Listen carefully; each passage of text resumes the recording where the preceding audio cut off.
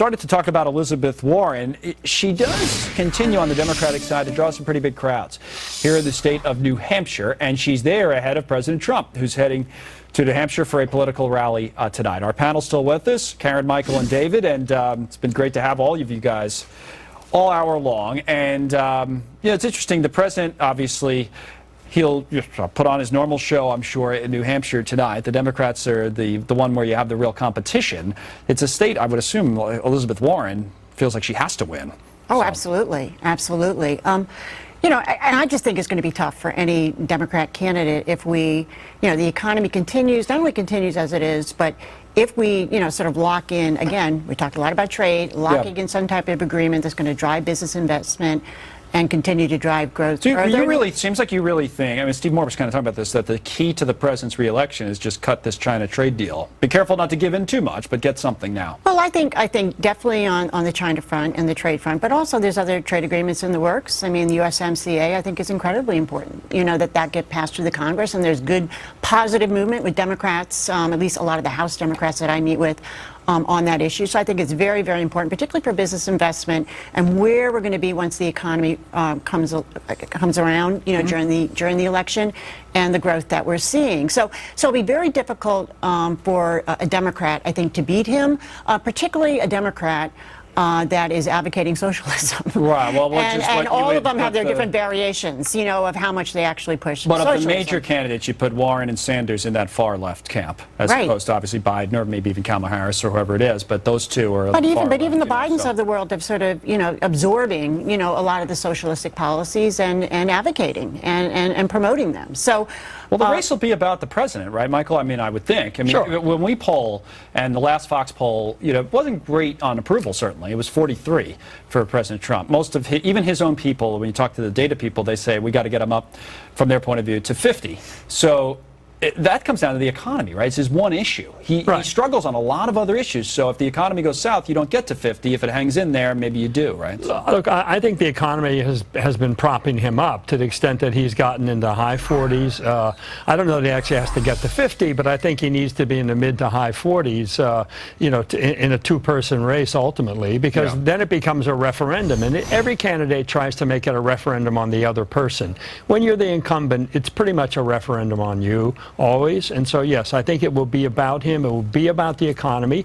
But, of course, on the other side, the personality, the Democrats will shoot at that. They will be talking about impeachment. They will be talking about corruption. I mean, Russia seems to have faded. But they will throw the kitchen sink at everything to make it look like it's not about the economy. So will the economy, David, be something that helps the president, as most people thought it would up until, I don't know, yesterday? No, but until recently. But again, here today, even as we're on the air, there go those Treasury yields again. So it depends on your point of view, but the money's flowing into U.S.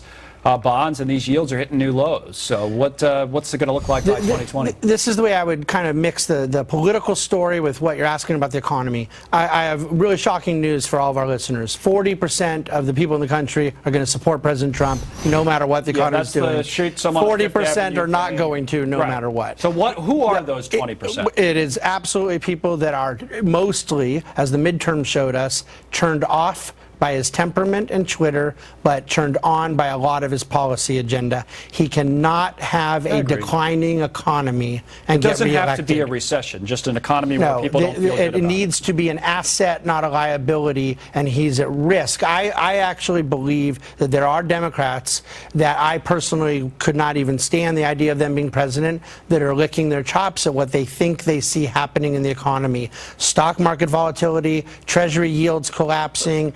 The trade war fits into it, the Fed fits into it, but regardless, the point is the narrative will become the economy is not an asset for the president. It'll be very difficult for him to get reelected if that doesn't turn. Right. And I believe it still could, but I don't think it's going to be simple. There's a lot of work that has to be done here. And just to point out what you're seeing on the screen, the day's now turning in that way. Who knows how it goes the rest of the day, but those yields are going down again on treasuries. We're hitting all new lows there, and there goes stocks, a little bit at least.